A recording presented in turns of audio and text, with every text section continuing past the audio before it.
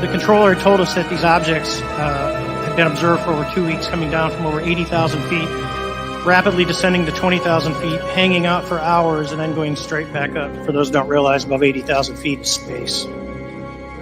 Is there a correlation between any of the characteristics of these UAPs, UFOs? What we tend to see are the smaller vehicles tend to be, think of a sports car. The large ones tend to be not always, but almost exclusively either triangular shape or boomerang shape.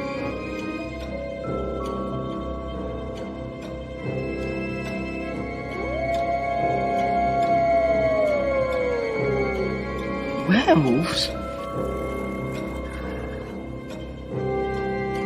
I see dead people walking around like regular people. They don't see each other. They only see what they want to see. They don't know they're dead. The UFO, UAP community was fairly surprised. Shocked might be a better word. If you believe we have crashed craft, stated earlier, do we have the bodies of the pilots who piloted this craft? Biologics came with some of these recoveries. Yeah. Were they, I guess, human or non-human biologics? Non-human.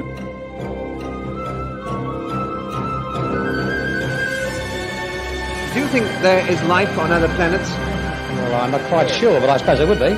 I've seen a flying saucer. You've seen one? Yes, definitely. At Lane Cove. When was this? 1953. You don't think this is a figment of your imagination? Several other people with me saw it.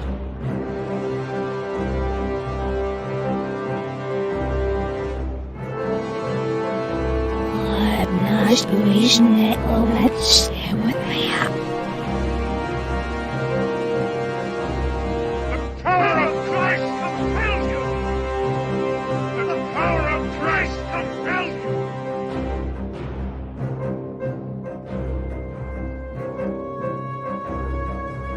There is now a new UFO whistleblower with some major bombshell level statements.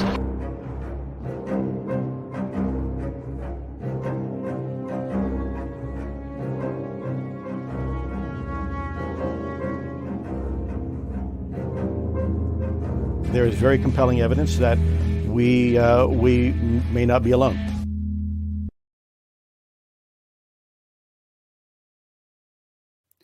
This episode is brought to you by some amazing people. Tabin Rice, Eddie Tabb, Kelly Lewis, Mecca Mickey, Diane Boss, Jeanette Angel, and Dorothy Hawkins. And a special thank you to all the subscribers on YouTube and the followers on Spotify. If you wish to support the podcast on YouTube, you can hit that join button below to become an Eyes to That Sky member. Or if you want to join the Patreon or provide other support, the links are below in the show description. But now, on with the show.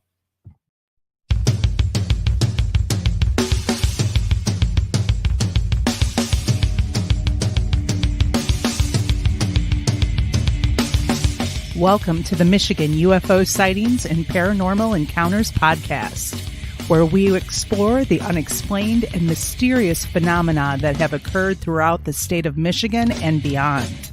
From UFO sightings to ghostly encounters, we delve deep into the stories, the evidence, and the theories behind these strange events. We are your hosts. I'm Michelle. And I'm Wayne. We are an educator duo that after an encounter with a triangular UFO in 2018 in Michigan, we decided to investigate UFOs and the paranormal. In this podcast, we will be speaking with eyewitnesses, experts, and researchers to uncover the truth about some of the most intriguing cases of paranormal activity in and around Michigan. Our goal is not to convince anyone of the existence of these phenomena, but rather to provide a platform for discussion and exploration. So, buckle up and join us on this journey down the paranormal rabbit hole. On an escalator.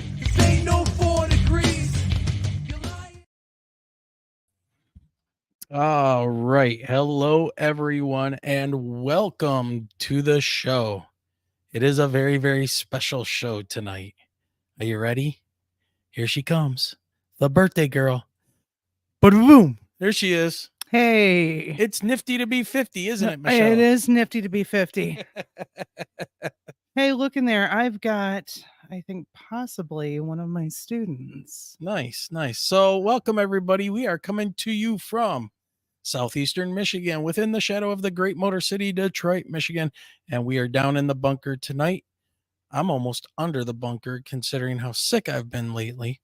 But we'll talk about that in a little bit. We want to thank you for joining us on this special birthday episode because that one over there turned 50 this week on Friday exactly is when she turned 50. Telling ya, and it is September 8th, 2024. Yeah. And it's official. It honestly. Michelle's 50. It gotta keep throwing that in there. You know, it honestly doesn't feel any different. However, I feel like I have gotten closer with my mug here that says protect, attack, take naps. There you go. The take naps part. Yeah. I'm definitely feeling that. Yeah, especially at the start of the school year, right? So yeah, so welcome everybody. It's been a weird week, man. I was nearly taken out by some kind of a virus or something. I'm still feeling it, actually. So much so that our episode last week was actually a replay of the video portion of our very first episode way back in 2021 when we had Guy Merritt on, and he was our very first guest. That was episode 4. So if you haven't seen that, go check it out. It was our very first interview, come to find out, about his 1994 triangular sighting and our 2018 triangular sighting being very, very similar and very creepy. So you're going to want to go and check that out. And I see that Guy is in the audience right now. So welcome, Guy. Yeah. And he's asking, what was that? Did you ever get a diagnosis? Nope. I still got to get blood work done. That's got to happen. Tell you that when the onset came with him, dude, and the temperature, I mean, he was running between like a 102 to 104 fever and hallucinating. Yeah. I mean, it was bad. It was a very scary conversation as far as him like forewarning me, I can't go upstairs. I was going to die if I did. That like someone had told him that his mom had said that what was it? If I took him to the hospital, they were going to kill me. They were going to kill him. So it's the ridiculous. hallucinations, when I say that they were scary all around. Yeah. And I don't remember any of it. I mean, my brain was cooking in its own juices. Yeah. So and I had a front row seat. Yeah. Yeah. And that whole Sunday, I don't remember much of anything. I think you had whipped up some kind of chicken noodle soup. Chicken broth. Oh, that's what it was. Okay. Something broth. Chicken. I know that. And I drank it.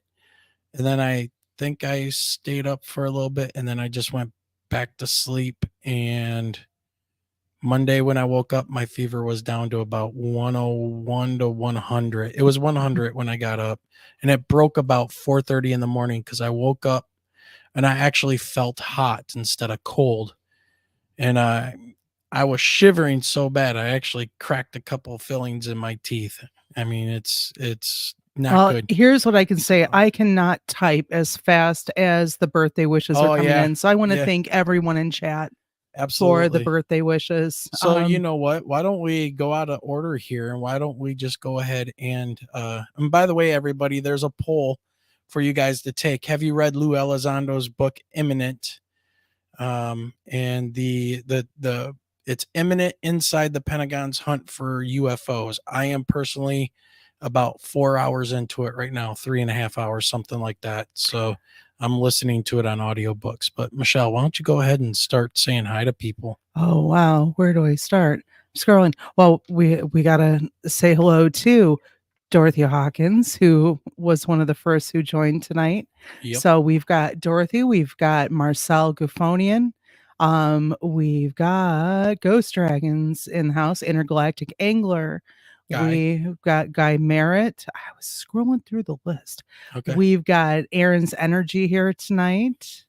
We've got Joseph So I see Jay in there. As soon as I see Mrs. Taggart, I'm Mike like, J. oh, that's a student. We've got Jay Hall in tonight. Straw Dog. If I didn't say Straw Dog, Mark Eddy. I saw Mark in here. Still going down the list. I see Patrick O'Leary is here. Did you say Jay Hall? I did say Jay Hall. Okay. I think I said Jay Hall. All right. So I like good crowd tonight. Oh, what was it? I like Mike J's not getting old, just seasoned like fine wine. That is a great quote. Yeah. And just real quick, we are streaming live over on Instagram right now, and I see there's a few people watching us over on Instagram. So hello to our viewers on Instagram. It's not telling me exactly who it is, but I see there's a number of people there. So hey, thank you for joining us over there on Instagram or giving it a shot. So. Yep. And we have to give a shout out to a new fan who is super fan. A super fan. Yeah. She's trying to catch up with all the episodes. That is Michelle at Davenport University in Grand Rapids, Michigan. She got very excited when Wayne and I were going to be on campus picking up my bonus daughter, Abby, for the day on Friday to go hang out in Grand Rapids for my birthday. And Michelle had to come out to the parking lot to meet us. So giving Michelle a shout out. Yes. Because she's my namesake. Yeah, absolutely. So, all right, everybody. So tonight we're going to have a couple of stories and that were sent into the podcast. And one of them is from somebody you guys all know in chat and everything. He goes by the name Blue Crossroads, a former police officer. And he sent in some more of his sightings and things that went on. So we're going to relate that to you. Dude, also, they're creepy. They're creepy. And then also some further information I dug up that might be kind of related to what he experienced. We don't know where he's from exactly. So when I read you this next thing, after that story, you'll see what's going on. And then we had somebody from Northern Michigan write about an encounter in the 80s while camping. And that's just very short and sweet and very interesting. So remember, if you have stories like Blue Crossroads, you can send them to the show at mi.ufo.podcast@gmail.com. So after tonight, I'm telling you. Yeah, get us your stories, people. Get us your stories because we'd love to share them with people out there. And of course, you can scrub them of names, change them, all that stuff. And we will not ever give out your email address or anything like that. Let's see. Where are we? Oh, also, if you would like to make a donation to the podcast, you can do so with PayPal, Super Chats, buy us a coffee. Check out our merchandise store or join the Patreon. All of those links can be found below in the show description. And actually, honestly, PayPal works great. That gets money to pay for our streaming services right into our hands. YouTube is a little funky with their you got to break $100 for them to in super chats and things like that for them to actually release the money to you, even though they're making money off your show by playing ads. Oh, just remember, we're shadow banned. Yeah, well, yeah. Yeah, pretty much anything UFOs, we're shadow banned. Well, okay, to their defense, I'm going to say this. We're a small show on YouTube, and we don't have the people behind us nor the money to go ahead and buy the promotions and stuff to get us pushed out there. So it's all word of mouth right now. Speaking of platforms, after the end of this month, we will be looking at a new platform other than StreamYard. Yeah. So any future guests that might be listening, StreamYard got bought out and they sold. Yeah, they sold it. And when they sold it, they just about doubled the price. StreamYard is now from $25 a month for the basic plan we were using, it's like or 45. It's like $45 a month now, and they're trumpeting their 1080p. Everybody can stream 1080p and a couple other things, and it's like, it's going to be interesting before other friends of ours doing podcasts decide to dump StreamYard too because of that. Yeah, so they're definitely just- cutting out the little guys. we're right? gonna have some changes. The intro more than likely will change too. So we just want to put you guys, Yep. as far as on notice that you'll see some changes, but And we'll still be here. I'm actually looking at Melon right now. We tried it before and actually checking them out again. And Wasn't last week on Melon? no. So we'll keep you guys informed as to what's going on. But by the end of this month, we're going to have a new streaming system, and hopefully we can just seamlessly transfer everything over, and everything will be good. Let's see. Oh yeah, you guys are still helping us move that dial. Our analytics are still looking pretty good. We only have about 53% that are not subscribed that are watching the show right now. Guys, keep on pushing that. Hit that subscribe button, hit that like, share us out, tell people to subscribe. It's free. Turn on that notification. All of those little watchers, one person at a time makes a difference. And that gets us the bigger guests, the bigger exposure. And if you want more things on this show, more guests and stuff on this show, we're going to need that. So thank you, everybody who's continuing to support us that way. That's amazing. Okay. For those on Spotify, make sure Yes. you hit that follow button. Just like on YouTube, make sure like, share, subscribe, share out the link. Yep. And finally, quick news. Oh yeah. Coming up in the month of October, October 16th. Let me share this with everybody. Yep. Show everyone our friend Ray Samansky. Ray Samansky's at it again. Here we go.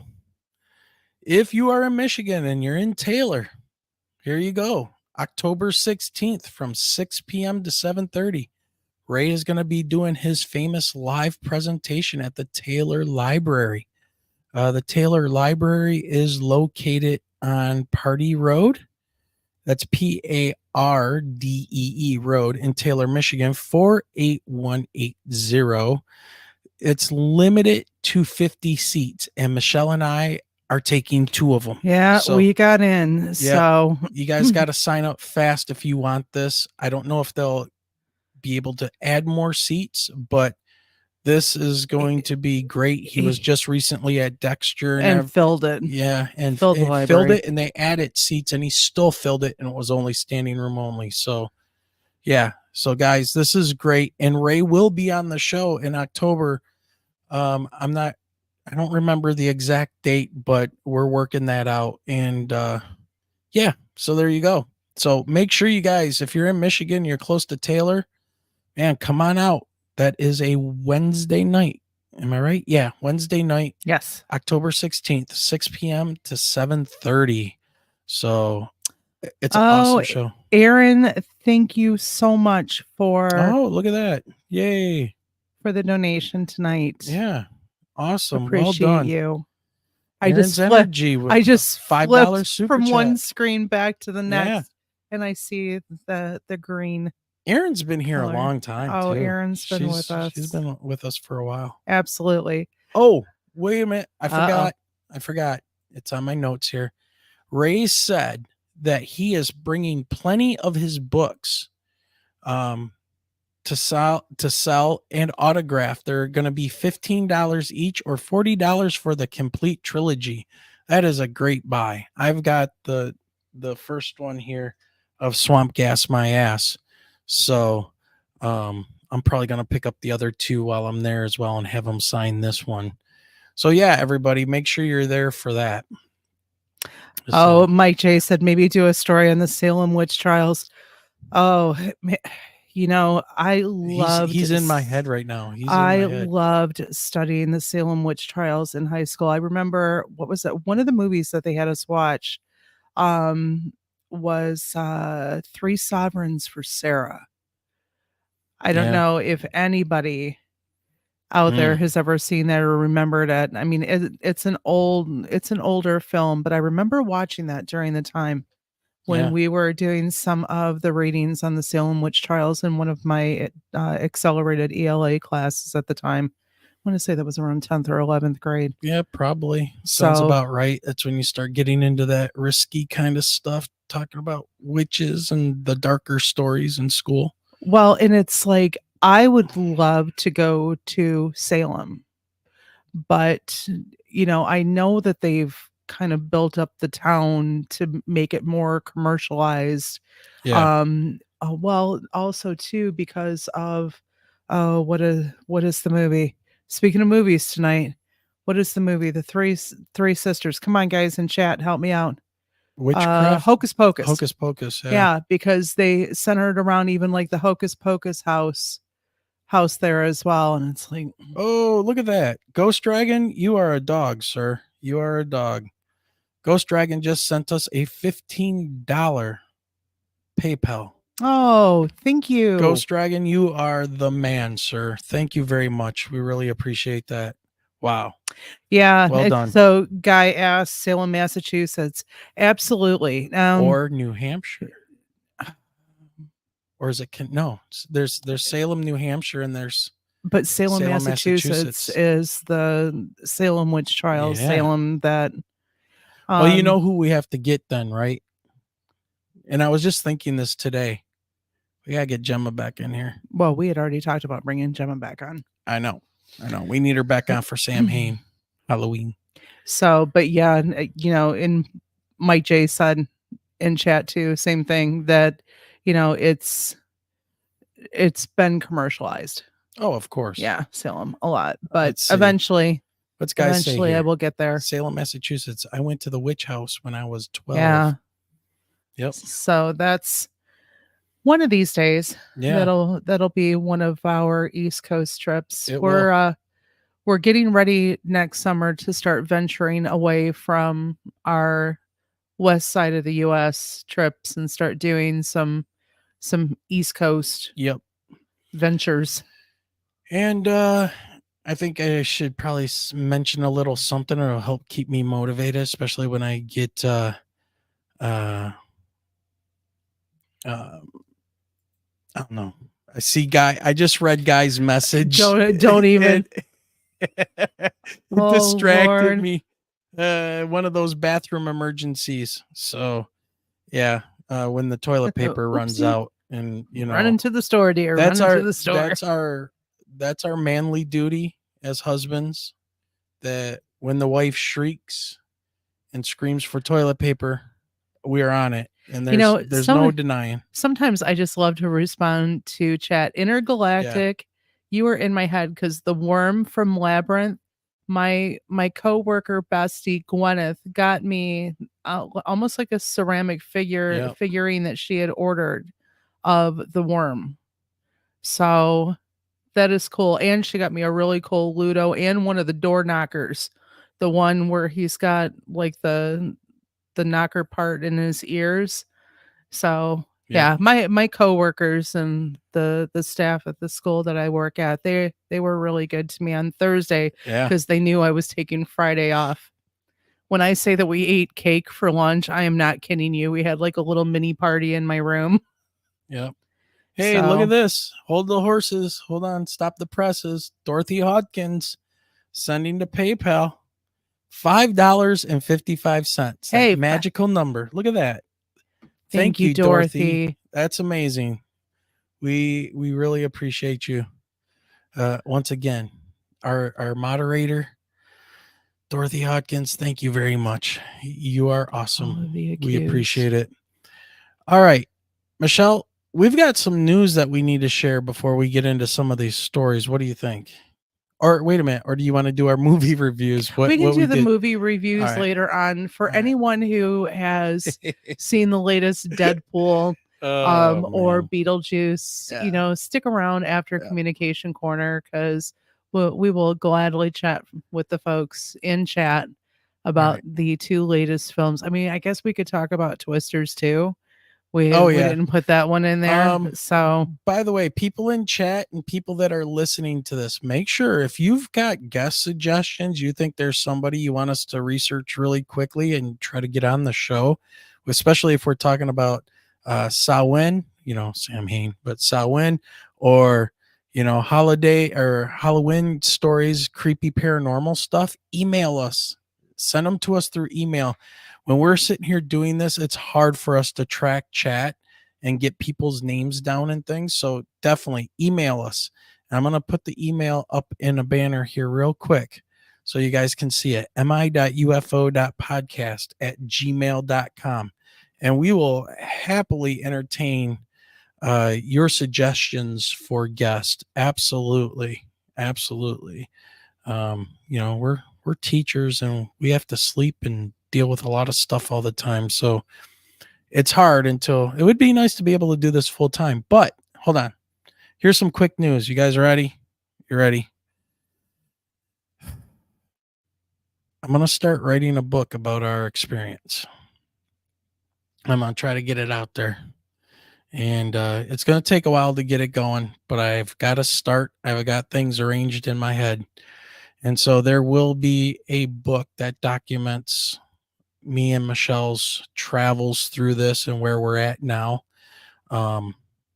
And maybe that'll get us some more exposure as well and talk about these things that people are going through.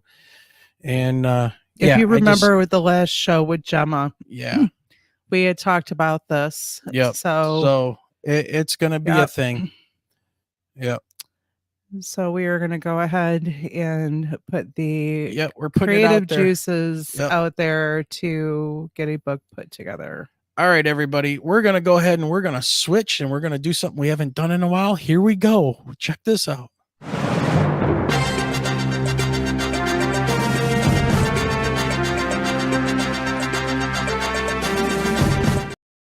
All right, that's enough of that. Oh, that's cute. you made even.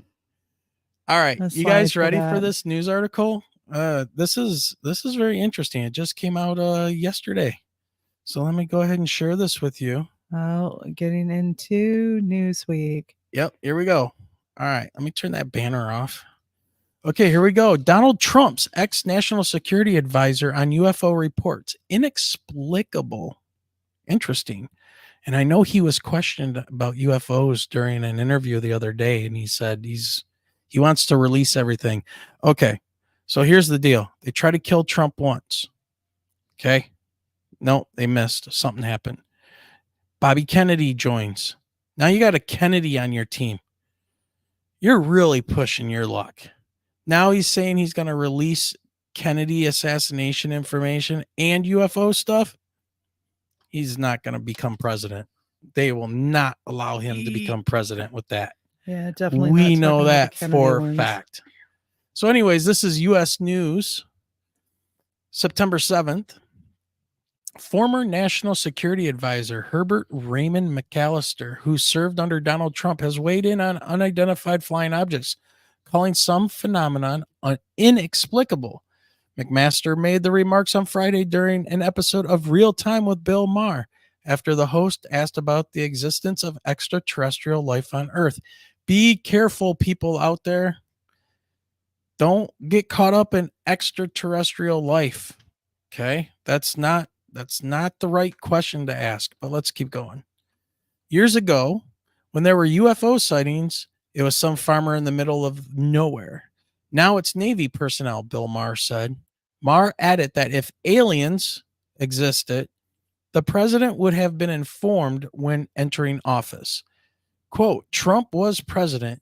He would have blabbed it by now, he said, before asking McMasters, what do you think? And then McMaster goes on to say, there are things that cannot be explained. I don't know what the explanation is for those unexplainable things, but I will say that there are phenomenon that have been witnessed by multiple people that are just inexplicable by any kind of science available to us, McMaster said. Okay, that's pretty creepy. So data from the National UFO Reporting Center showed that across all 50 states, Americans have reported 133,717 UFO sightings since 1995. California had the highest number of UFO sightings, of course, reporting more than 16,000 in the past 29 years. Well, it's one of the most populated states. Florida and Washington followed, with both reporting more than 7,000 sightings. The state with the lowest number of sightings was South Dakota, with just 403. Now, 403 per population, though, per, capita, that might be pretty high, because what is there, 50,000 people in South Dakota, maybe? So that could be pretty good. Delaware had a similar sighting of 423. States surrounding Nevada, the home of Area 51, which is very interesting. One of the things I picked up in Lou Elizondo's book was he was talking about Edgar Mitchell and how he was friends with, oh God, who was it? Eric Davis, one of the guys that took the notes of the oh God, what are those notes called? The Wilson files. Okay. He gave Eric Davis was friends with Mitchell because he was very much, the sixth man on the moon. And also he was a big supporter of the UFO community and ufology. Well, come to find out, according to Lou, I don't know if this is true or not, but in Lou's book, he states that Mitchell, who went to MIT as an engineer, was an astronaut, was on the moon, said that he grew up in one of the little towns around Roswell. Okay. Yeah. And his family was, when he was a kid, was threatened in 1947 that they could not talk about what they saw crash. So I don't know if that's true, but it seems like Mitchell and his family was part of the ones that were warned by the FBI. If you say anything, we'll kill you. We'll charge you for treason, yada, yada. Okay. So Lou states that in his book. So, and that's the whole Eric Davis relationship with him and the Wilson memos, which is very interesting. And that's a deep rabbit hole you can go down. And you know who we need on here to talk about that? Richard Dolan. Richard Dolan would love to talk about that. He's the historian when it comes to ufology, whereas Michael Schrad is more of the historian for crash retrievals and things like that, which is fascinating. Anyways, the state with the fewest numbers, South Dakota. Okay. And Delaware had similar sightings of 423. The states surrounding Nevada, the home of Area 51, also reported high numbers of UFO sightings, with Arizona, New Mexico, and Wyoming recording more than 700 sightings per million residents. Reported UFO sightings in the U.S. surged in the 1960s, the same decade that saw the first man walk on the moon and Yuri Gagarin orbit the planet. Michelle, you want to take that last couple paragraphs? Yeah, if my glasses will the focus in here. Since then, UFO sightings. Yeah, I see it. Since then, UFO sightings have continued to grow, with about 6,000 UFO encounters being reported every year, according to the Scientific Coalition for UAP Studies. Though about 98% of them are misinterpretations of airplanes or other man-made equipment, such as Chinese lanterns. What do they call it? Sky trash? Yeah. A Pentagon report presented to Congress in March found that there is no evidence that the U.S. government had interactions with aliens. Well, somebody's doing their job right in the government then if there's no evidence. Yeah. It added that most sightings of UFOs or unidentified anomalous phenomena were ordinary objects. Sure. The report said the cause of the uptick in UFO sightings since the 1960s was the U.S. military testing spy planes and space technology. On Tuesday, former President Donald Trump told podcaster Lex Friedman that he would push the Pentagon to release footage of alleged UFO sightings. Yep. A former office to investigate reports of UAPs was established under the Biden administration. According to a 2021, where to go? Gallup poll. Well, hold on. The ads kind of popped in. Oh, yeah. According to 2021 Gallup poll, 41% of Americans thought alien spacecraft had visited Earth, an increase from 33% 2 years prior. And we know that that percentage will continue to go up. And look at the question they're asking, right? Again, right? Look very carefully. Americans thought alien spacecraft had visited Earth. So what? Sometime in the past? They're visiting now, right? It's the questions are key. Sometimes the questions are more important than the answers. So, all right. Well, that's the news. Yeah, we'll definitely have to talk about that poll later because about Lou Elizondo's book. Oh, what that we have going on? Yeah. Okay. Wayne's listening to it on like audio books. I got to hear part of chapter 4, and there's definitely something in there that I'm questioning. I'll bring that up later. Oh, you know what? We just got to get in a communication corner. This story. By the way, Michelle, I had to mute you because I was starting to cough thanks to my virus. He's on antibiotics, guys. So and those are horrible too. You don't have a virus anymore. It's dead. Yeah, the infection's still here though. Yeah. Well, speaking of infections often smell. So we are going right into all right. The here title. We go. This is one of my favorite parts here, everybody. So here we go. Communication corner, and we've got a retired police officer sending us his story yet again. Michelle. Ew, that smell. Yeah, take it That's away. the title. That is the title. I am the same retired police officer who reported the alien encounter, which was aired on your channel prior to this reported set of incidents.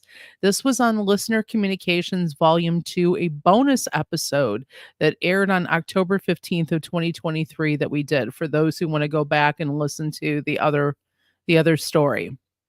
As I stated in the previous encounter, my family has always been involved with paranormal activity, and that first incident was not my first encounter with the strange and paranormal.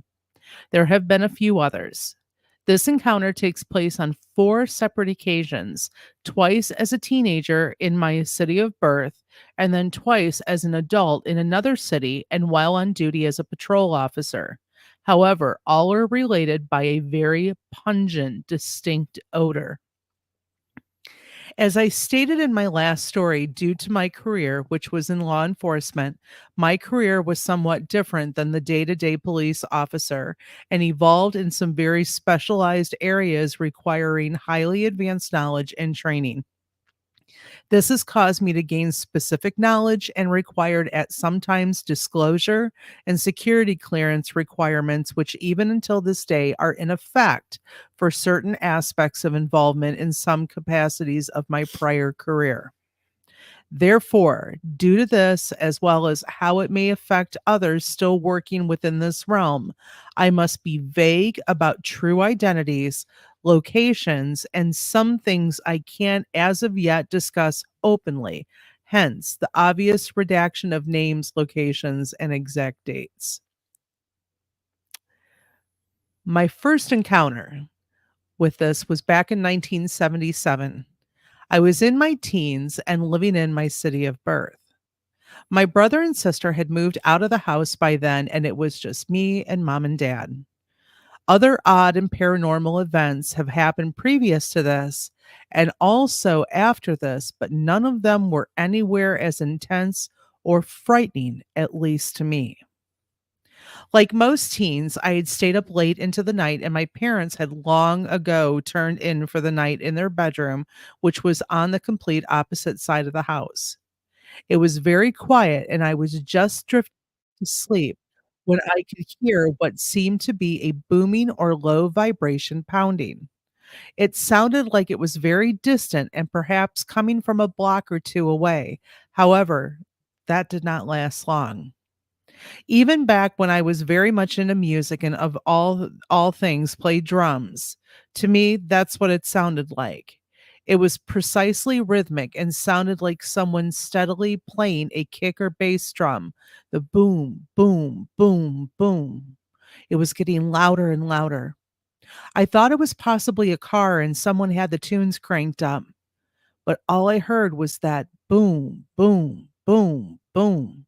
No vocals, no guitars, no nothing but that pounding. Then it was so loud that whatever it was sounded like it was coming from within the house. There was nothing I knew of that could make that sound, and so rhythmically, other than my drum kit, which I was looking at, and nothing on it was moving. The sound grew louder and louder now, pounding into my head. At the same time, I could feel the pressure in the room change, and even though I could not see anything, I knew something was in the room with me and standing beside my bed. A very unnatural fear came over me, a panic type fear. It was very primal, and I began to sweat from it. Now the pounding was so intense, it was like sitting front row at a Who concert in front of the speaker system. Slam, slam, slam. It vibrated through my body like infrasound, and I could not shake the fear. So, out of sheer desperation, I jerked the sheets off me and sat up and screamed, "Shut up! Just shut up!" Okay, I'm not even saying anything. Oh, wait a minute. Never mind. It suddenly stopped, and the fear and panic went away just as quickly, and I felt no more presence in the room. That is when I noticed the smell. What an odor. Never had I smelled anything like it. The only way I can describe it is a heavy, sweet, sickening smell. I wanted to throw up because it was so pungent. Even though it was an odor, I could even taste it. It permeated my senses. Gross. It faded away after a few minutes, and then thought of my mom and dad. I went to their bedroom to check on them, and they were both sound asleep as if nothing happened. I checked the next day, and neither of them heard, saw, or smelled anything. Lovely. Lovely. The second time. Guy says, like when we ran out of toilet paper. Yeah. I think this one might be. Slam. Get us some toilet paper. I was going to say, oh, all right. Well, the second time. The second time. Here we go. Go for it. Fast forward to about a year later, and I come home from high school in the afternoon, and I notice my mom's car at home. I go into the house, and I immediately smell that same sweet, sickening smell as from the time before. I find Mom in her bed, sick with a headache. She had felt bad and came home early from work and went straight to bed. I asked her if she was okay and then got an earful. She was mad as hell. She was trying to sleep and get rid of this headache, and she claimed that she could hear what she thought was my brother and some of his friends come into the house making all kinds of noise and talking nonsensical to each other, and said she thinks they were smoking marijuana as it now reeks inside the house. I asked her if she actually saw my brother, and she said no. She never got out of the bed and could hear them talking, but could not make out what they were saying because it sounded like gibberish, and thought it was due to drug use and smoking dope. Just to clarify, my mom was a bit of a prude and had no idea what marijuana smells like. Therefore, she attributed the smell to marijuana use. Also, my brother nor anyone else was home at the time this occurred. I also checked with him later, and he had not been there at all that day. Same sweet, sickening smell. Yeah. You know what makes that smell? Rotting meat and flesh. Ew. The third time.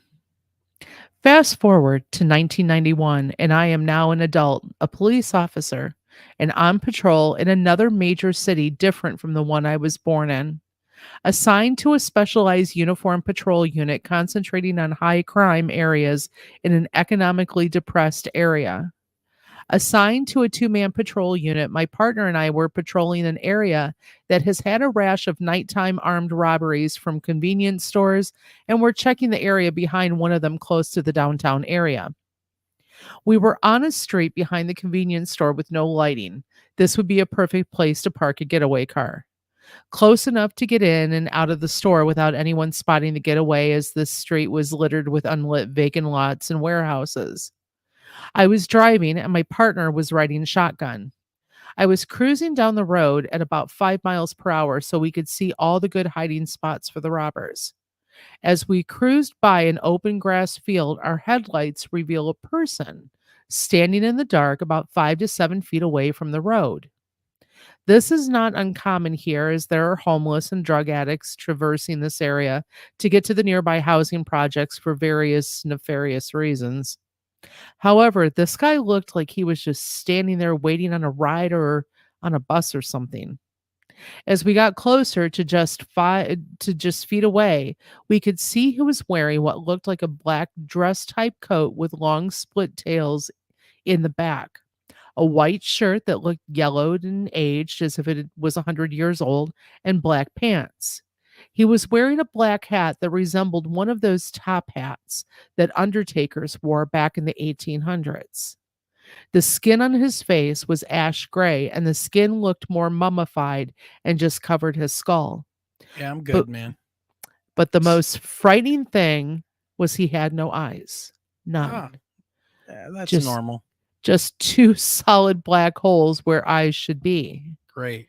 He looked straight forward, never acknowledging us or the car as we rolled slowly past him. My partner and I turned and looked at each other and in unison said, "Did you see that?" I slammed on the brakes.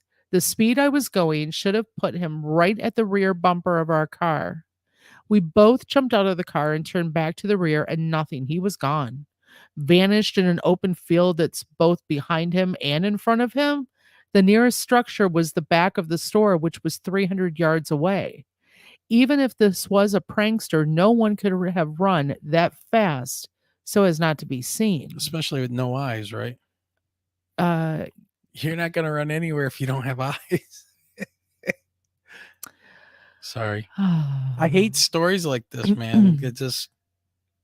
My partner walked over to the approximate spot Creepy. where the man was standing. That thing was standing right here. I thought to myself, so glad he said that that and saw him too, because I thought I was losing my mind. He looks at me and then says, "What the hell is that smell?" About that time, it hit me and I could smell it. That same unmistakable, sweet, sickening smell as years before. I instantly knew it when it caught my attention. He then asked, "Have you ever smelled anything like that?" I yelled with urgency, "Yes, get in the car. We need to get out of here." My partner ran back to the car and jumped in. I drove off and found a quiet spot to recoup. My partner then asked me if we needed to call hazmat. I realized when I told him we needed to get out of there, he thought that smell was a toxin. I then had to explain the prior encounters related to that smell and my belief it could be something evil and paranormal. He was already well aware of my past encounters and knowledge with the strange and unusual. It was one of the reasons he wanted to pair up with me due to my almost psychic ability to deal with suspects and witnesses. He had even had some smaller experiences in the past as well. We made a good team. All right, so now we're at the fourth and final time he calls it, and he says that I can talk about it. All right, this is, man. All right. And this will round out the 4-part stories. Dude, Blue Crossroads, man. I don't want to drive anywhere with you, man. So I don't want to smell that smell. yeah. A few months ago, after this last encounter, my partner and I were in the same area. It was a quiet night and close to time to go home. Dispatch put out a possible home invasion in progress and was in the process of obtaining more info. We were only blocks away from the scene. This was a residential area, but known for trouble, and there had been several home invasions in this area lately, mainly due to rival drug gangs ripping off other drug gangs, usually turning into massive shootouts. We responded along with several other units and went silent as we approached the block the house was on. As we checked on the scene, the dispatcher advised it was the residence of an elderly female and that the suspect or suspects had just fled the scene but had no suspect description. The house was dark and quiet. My partner flanked me to the driveway side of the house in case there was a car parked around to the side, and I approached the front, taking cover behind a tree with my tactical shotgun. After the perimeter was secure and there was no visible threat, I had the dispatcher notify the homeowner to come to the door. She looked to be in her late 80s or early 90s, was so glad to see us, and started crying. We told the responding cars to check back into service, and my partner and I would investigate and make a report if needed. After getting her calmed down, she told me she was sleeping in her bedroom when she woke to someone kicking or pounding on her bedroom wall. My partner then went to check out the house. She said she got scared and dialed 911 and told the dispatcher someone was trying to break in. She went into her living room and then heard the pounding on the front door. The dispatcher told her not to open the door until police arrived. It was just a few seconds later she said the pounding stopped and they ran away. That's right. That's right when the dispatcher told her we, police, are outside and it's safe to come out. I asked if she saw any of the suspects and she quickly responded no. I knew she was afraid and that she is very old, but my sense was she was being deceptive. I was not sure if it could be someone she knows or possibly a young relative she did not want to get in trouble. Also, her timetable seemed to be slightly off. Just then, my partner comes in and tells me to come outside. We go out to the side of the house the bedroom is on. He tells me to go stand by the bedroom window. So I do. Right away, I know why he sent me over there. The smell. The overly sickening, sweet smell. We went back into the house. My partner made small talk with the woman as I used her phone and called the dispatcher. The dispatcher told me that she did indeed tell her to go to the safest place in the house, and the owner then said they are now at the front door. The dispatcher said she could hear the banging and told her not to open the door. She then said she could hear the owner sobbing and saying over and over, "Oh my God, oh my God." She said the phone was away from her face, but she could still hear her praying and then say something about being reborn in Christ and commanded the devil to leave. Then the line went quiet. The dispatcher said that's when you checked on scene, and I told her the police were there and it's now okay to open the door. Then she hung up. I talked to the owner again and told her that everything was going to be all right. There would be no more banging on the walls or door. I then smiled and said, "You told that man you did not see with the black coat, white shirt, and no eyes, that you were in charge here and that your faith was stronger than his fear, and ran him off for good." Her eyes lit up and she said, "So you saw him?" I told her, "Not tonight, but we have in the past, and we ran him off too." My partner then told her, "That was some time ago, and we are all still around, so we know you will be also." She smiled and hugged us, and we also told her we would finish out our shift, parked in front of her house, and from now on, when we were in the area, we would drive by and stop in when we could. We did for quite a while, and she had no more issues. Wish I could say the same, but my career was just getting started. Dun, Bro. dun, dun. That's a bro moment. Dude, Bro. that's a bro. It's like, okay, I Yeah. can't wait for more stories. I was just telling chat, it sounds like to me that Blue Crossroads for a very long time has probably had one of those hitchhikers, something that's following him around. Yep. And just happens to be playing with the environment around him. So he's constantly brought back to that, or there's multiples of these things that he's tuned into. I don't know. That's a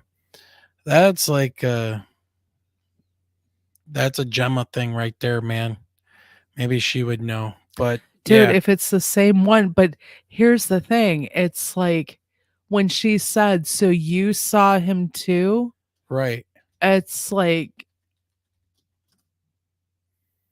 And the smell. Yeah, the smell. So- Now bringing up that smell, strangely enough, I'm doing some digging on the internet today before the show, and I find something called the Flatwoods Monster. And I think there's an event or something that goes on, and I think we've advertised it for people before over the last couple years. You know, it goes on in West Virginia. So this is what I found in 1952.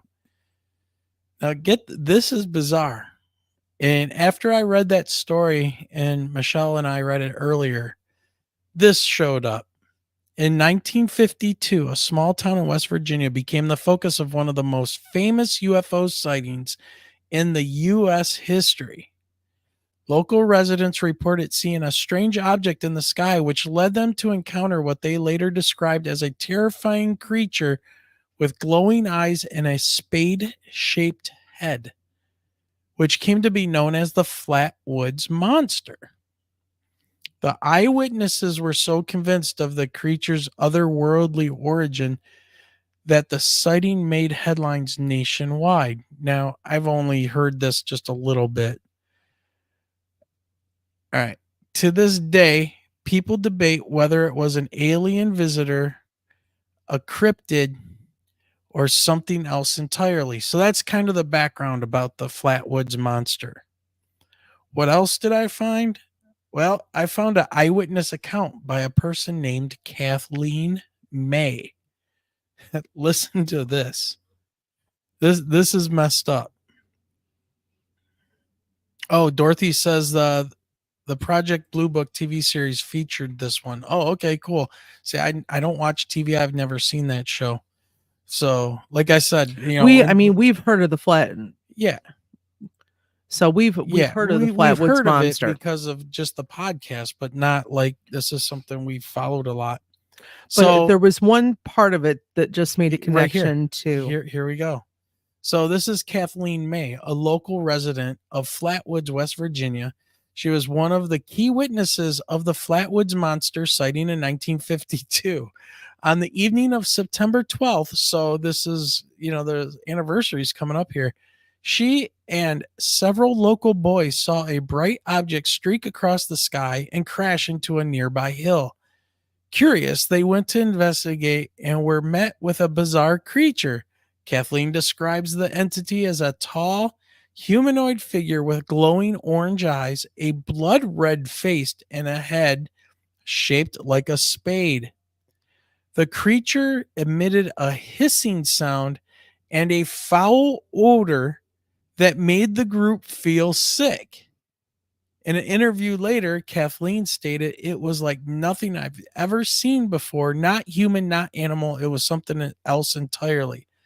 The story became a sensation, leaving a lasting impression on those who experienced it firsthand. I was going to say, we had to bring this story in, and it was the odor connection. Yeah. And so I wonder if these are supposed to be maybe more demonic, right? Because isn't there a sulfur smell that's associated with some of these things when people run into them? But sulfur is definitely not sweet. Yeah. Yep. All right. Let's see. Oh, here we go. Our last story for tonight is from Samantha, or Sam. And it says, eyewitness account, Michigan UFO sightings, 1980s. Here we go. She writes, and this is a short one. I'll never forget that summer night in the early 1980s when we were camping near Traverse City. That's up north, by the way, people. Like up near Mackinac. We were all sitting by the campfire listening to the sounds of the forest when I noticed a strange light moving slowly across the sky. At first, I thought it was just a plane, but it was completely silent. As it got closer, I could see it wasn't like any craft I'd ever seen. It was triangular with 3 bright lights, one in each corner. It hovered for a moment, then started to zigzag in ways that seemed impossible. As I pointed out to my 2 friends that were with me, I noticed that it had seemed like time had stopped. When I looked back toward the craft, it stopped directly above the treetops, and I felt a wave of fear mixed with amazement. Suddenly, it shot off into the sky, disappearing in an instant. My heart was pounding, and I kept telling myself, I know what I saw. It wasn't anything from this world. Of course, my two friends didn't see a thing. And that's all she sent in. So, yeah. So I wonder if they somehow stopped the time around her.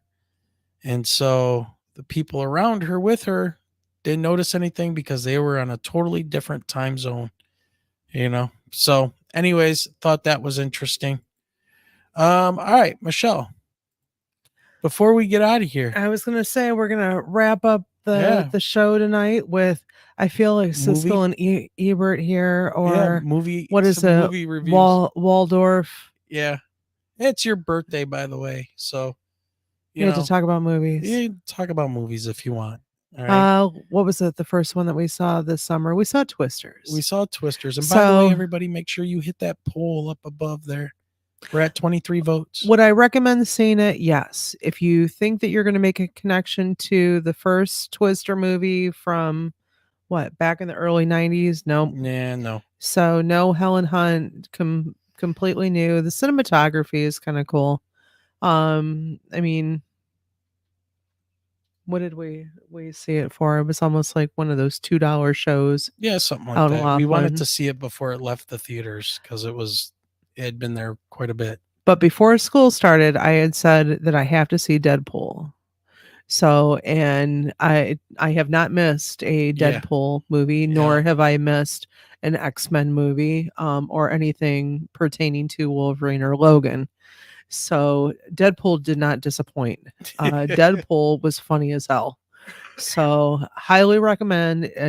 It's still in the theaters. At least raunchy, I think it's man. It is raunchy, but and the you jokes know that they make toward Disney and stuff are hilarious. Disney and Fox. So definitely recommending Deadpool for those who have don't not take seen no it. little kids to see this. All right. I mean, come on. So the last one for my birthday. Yep. And for the last 2 to 3 years, they have advertised Beetlejuice. And you've been waiting. And I have been waiting. It's like me waiting for another Harry Potter film. I will talk about it all the time until it actually happens. So, what can we say? What was I going? I was going around saying I've waited 37 years for this. Yeah, that's all I've heard all That's summer. what I've been saying. That's I I've waited heard all 37 summer. years for this. So we went and saw it yesterday. Now, wait a minute. What's your fascination with the whole Beetlejuice? What is it? Tim Burton? Tim Burton's Right. first film that I ever saw. So before Nightmare, before Christmas, before Nine, before Edward Scissorhands, it was Beetlejuice. This was, his first creation out in the public. Yeah, Michael Keaton. With Michael Keaton, Michael Keaton, Catherine O'Hara, Winona Ryder. Those were the three that were still, and he still does a great job as far as him as a character Beetlejuice. But I don't know. I just felt with this one that they could have done something was off. They could have done so much more. I would have liked to have seen them try to incorporate Gina Davis and Alec Baldwin back into it, even though that they were the couple that were originally in the house. There was no mention of them. The book, for the recently deceased, of course, came back up.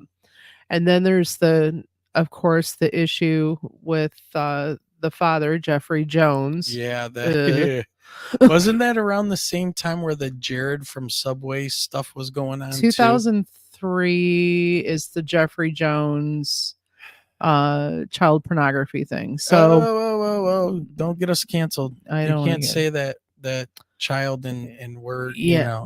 His case. He did the he got in trouble. Yeah, got in trouble. Little kids. So they seem to incorporate his character. I don't know, maybe a little too much. They killed him off in the show.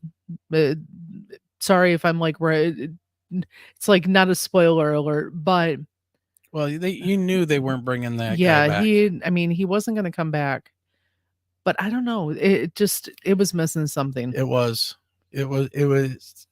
missing something. Like it was going too fast. They were trying to push too much at the same time. The storylines didn't really seem to add up because, Beetlejuice, basically his ex-wife, comes back looking for him. At the same time, maybe there's things, I don't know. Maybe it was because of Winona Ryder growing up, having gotten married, had a child, husband dies, and now they've got, what is her name? The one that played Wednesday. Oh, I don't remember her name. Yeah, it's Wednesday like, from the Addams Family. introducing these new characters. I mean, Yep.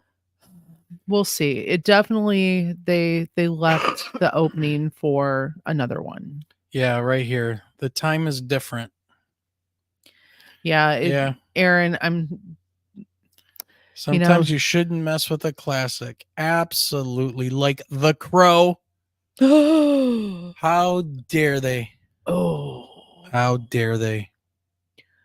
If James O'Barr is still alive. Look, they tried to make sequels to The Crow. They even tried to make a TV series. But the original, the first one, is all you need, and you don't mess with that movie. And here we go. Yep. All right. So I think we're going to start to wrap it up. I'm seeing chat. They're talking away. Yeah, Dorothy. Okay. Yep. Corrupted Dorothy too many said times. It. Yep. Just let's see what Jay Hall up. says here. That's one of my favorite soundtracks too. Yeah. Jay Hall. I lived and live in a home that was haunted by I don't know, it's redacted.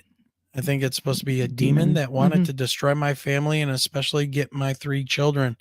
It took years to find the reason for this terror. Jay Hall, get your little fingers working in an email and send that to us, to our email. Tell us about what happened. mi.ufo.podcast@gmail.com. We would love to put that story out there. That's amazing. So, all right, everybody. It's a school night because we got to be up at the crack of dawn, 5 o'clock or so, 4:30. 4:30. Yep. And so we're gonna call it a night.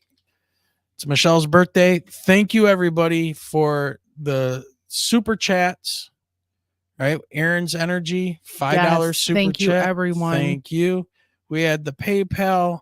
We had Mama Dorothy hitting us up on PayPal for $5.55, and our good boy Dragon, Ghost Dragon, I think he hit us up with like $15 through PayPal, which is awesome. We can put that in the little kitty to pay for StreamYard if we don't get something new by the end of the month. So Straw Dog, hey man, haven't seen you. You're lurking. Oh, he was lurking on earlier. Show their poll results. Oh yeah. Before we close out. Before we go, let's look at the poll results. So the question on the poll was, have you read Lou Elizondo's book Imminent? Inside the Pentagon's Hunt for UFOs. Out of 24 votes, 8% said, yes, I liked it. 67% said no. 17% said no, and I will never read it. And 8% said yes, I thought it was a waste. So, hey, and I'm making my way through it right now. So, and I've listened to part of chapter 4. Yep. So, well, thanks for the well wishes to everybody. I know you can probably still hear it in my voice. This sucks. This stuff is holding on, and it wasn't COVID. So that's not what's going on. So there's something else going on. So, yep. All right. Well, thanks everybody. You guys are awesome. Best audience on the internet. Thank you for the birthday wishes, everyone. And for everybody out there listening later on Spotify and iTunes and all that, make sure you are subscribing to your platform of choice for listening to podcasts. All right.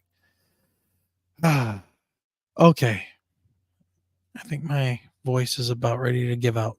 So, Michelle, with that being said, have a great night, everyone. Hey, have a great night. All right, everybody. We love you. We'll see you next time. And remember, keep those eyes to that sky. 50 years old, and you can't come in on the right timing.